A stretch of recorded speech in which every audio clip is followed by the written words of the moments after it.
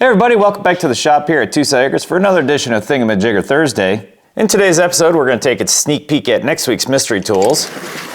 Then we'll take a look at this cute little guy. Then we'll take a quick look at a couple tools I don't think are even worth being in the shop. But up first, our last week's mystery tools. So I must have made last week too easy. The usual suspects named this stuff on the very first day. But for those that don't know, this is a maple sap collector, or tap, if you will. It's used for collecting sap out of maple trees, then making maple syrup out of it. And I'm thinking I might actually try that this year. I've done it before in very, very small batches. If I remember correctly, it's like 10 to 1, 10 gallons, no, 40 to 1. Crap, now I gotta look it up. Yeah, I was right, 40 to 1. So 40 gallons of sap will make 1 gallon of syrup. But basically, you just drill a hole slightly smaller than this shank here in the tree. Then you tap this into the tree and it just sits in the tree like that. This little hook is on here to hang a small bucket from, maybe a 1 or 2 gallon bucket. Then it just drips out into the bucket, and then every day or every other day, depending on how hard the sap is running, you go out and you collect your buckets. Or what a lot of people do is they actually have a hose system set up, a collection system where a hose with a small collection container, and it'll all run downhill, and they have huge IBC totes to fill them up. Then they have their sugar shacks, but most of the trees on our land here are maple. Everywhere around here, it's mostly maple trees. We'll see. I'll let you know how it goes. We still got at least a couple more weeks before the sap really starts running, and it is currently the middle of March 2025. Anyway, moving on to this. Take a second, please. Do that. This guy here is called a camber caster alignment tool. It's used for vehicles, and I'm going to bring out a little demo here in a second.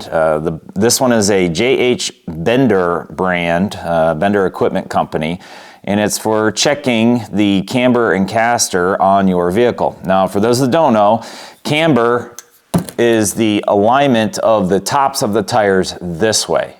Okay, that's your camber. Toe in is the tires this way, and caster is kind of difficult to explain, so not only will I throw a diagram up, we're going to have a real demo. This is a Lego model dragster. My dad made this years ago before he passed. Anyway, so we've got the tires here, right? Camber is the angle of the tire this way, in and out from the top, looking down. Toe in and toe out would be the tires this way. So if you had toe in, it would look like that. Toe out, it would look like that. Camber in, camber out. Now, caster is much more difficult to understand. So to explain this a little bit easier, I pulled the tire and steering assembly off of it. Caster is the angle of the top ball joint in relationship to the bottom ball joint. So if this is sitting upright, like, well, for you guys it's hard to see, but imagine this is the top, this is the bottom. That's the axis that the wheel turns on, right? The angle of that axis, straight up and down, in relationship to forward or back, all right? That is your caster. If the bottom of it is pointing back, that would be negative caster. If the bottom of that angle is pointing forward, it would be a positive. And most vehicles have a little bit of positive caster because that actually helps the steering want to stay center. If it's too much one way or the other, then the steering doesn't want to come back to center and it'll tend to pull one way or the other harder. So that's caster. Anyway, that's what this tool is used for. You would take this guy, stick it magnetically onto a fixed flat point on the wheel, whether it's the center hub or the brake rotor, if it has a brake rotor accessible, like if you can sneak this through the rim. So something along those lines, you'd want this perfectly flat, and then you would level it one way or the other, assuming the vehicle is on level ground as well, and at least see where your camber is, and then you can make your adjustments from there. And it's a lot more complicated than that. This is just the layman's terms. There's a couple different videos out on YouTube showing exactly how to use this. Those are mostly just camber only, but this one has caster as well. So very cool and old school, and I'm definitely going to keep this around. People that race, small circuit racetrack car type thing, this is something that they would have, because you don't want to have to take your car in to an actual shop with an alignment rack every time you get in a little fender bender or go off the track or something, or you change up the chassis a little bit. You can at least adjust it with something along these lines. And there's a lot of newer versions of this that are literally a fifth of the size, much handier tools.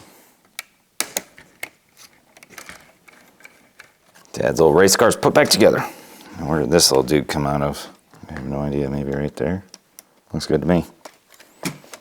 Cute little guy though, isn't it? Well, not little, it's actually pretty big.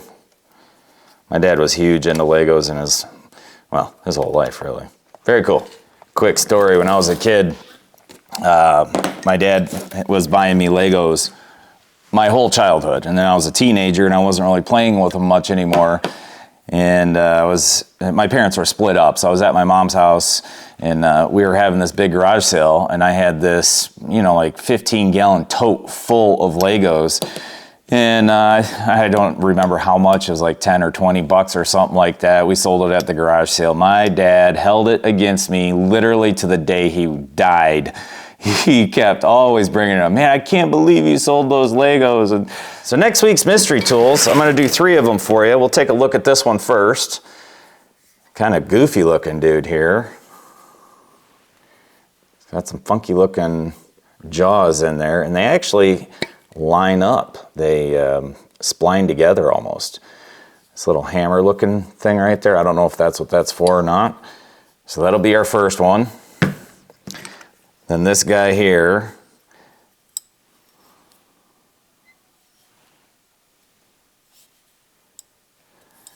and both of these two, KD Tools are kind of known for having this type of handle, so I'll just let you know both of these are KD Tool brands, made in US, much older.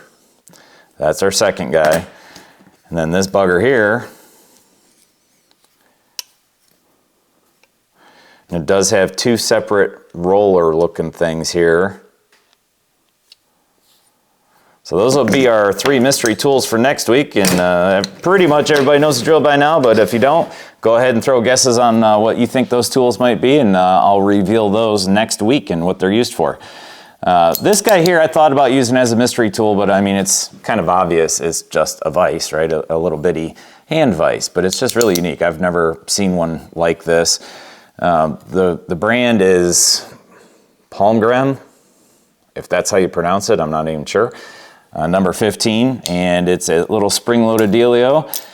And it's for either jewelers or machinists, but you put whatever part you're working on in there, tighten her down, and then you've got, whatever part it is you're working on in a vise that you can have a good grip on. So, and this is aluminum, so it's kind of got soft jaws on it. And you can see that somebody had gotten some screws in there. There's some, splines or thread looking marks on those jaws. So anyway, yeah, really unique, and I'll put this with my other machinist stuff, and that's that. Okay, moving on.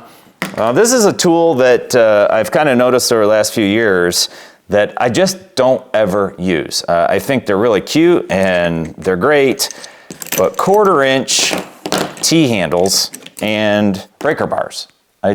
I have never used any of these, and as everybody knows, I go to these auctions and estate sales all the time, and I'm constantly picking up handfuls of random tools, sometimes high-end, sometimes not, and I have sifted through them over the years, and these particular breaker bars, like this is an old school Mustang brand breaker bar, a 1/4 inch breaker bar. And I'm sure some of them were meant to have a T-handle. I know some of them were actually meant to have a T-handle go in them and fit just properly. Like this one maybe, I don't remember. But anyway, again, I have just never used them. I'll keep some and then I'll throw a couple in a giveaway or in a sale box or give them to the missus or whatever, give them away as presents. But I've never used them. And, a few weeks ago we had talked about 3/8 inch ratchets, and I have this huge pile here, and I always end up going back to the same couple. So this is the very first ratchet I ever owned, 1/4 inch. It came in a set, a Craftsman 3/8 and 1/4 inch set, and I still have almost all of those tools left over. And this has just been a go-to for a long, long time. And then I upgraded my own, and that was when I was a kid, like 13, 14 years old, something like that. This one I bought on my own when I was an adult, and this has been my go-to for 20 years now. In the past, 4 or 5 years, hitting up all these sales, I've collected this little pile, and actually a whole bunch that aren't even in my toolbox anymore. I thought I would like these SKs because they're a little bit shorter, but I hate this type of selector. I really like the flip selectors. So I don't ever use these, even though they're a little bit finer tooth than, say, this one. You can hear this is probably a 70-ish. This is probably a little higher. The original one's probably even lower, like a 40 or 50 maybe. And then I picked up this Cobalt 90 tooth a while back. And I do like it, but it's considerably wider than my old Craftsman. It's thicker, it's heavier, and I just don't get it. I do like that fine tooth, but I never use it. So those I never use. And then these two, Mac and a Snap-on, I've picked up over the last couple of years. I had to get the new guts for the Mac, and I do like it. And just like with the 3/8 ratchets, I prefer the ones with the heads that have a position. So this one, this Mac here, you see it's got the ball detent system, and it'll stay where it is. Whereas the Snap-on, just like the 3/8, does not. It kind of just flops around. Now this one's, tight enough still where it doesn't just fall completely, but it's not like the detent, you can reach in somewhere and it just stays exactly where you set it. Anyway, enough about those, sorry. These little buggers here are really cute, little handheld ratchets. You could put a socket on there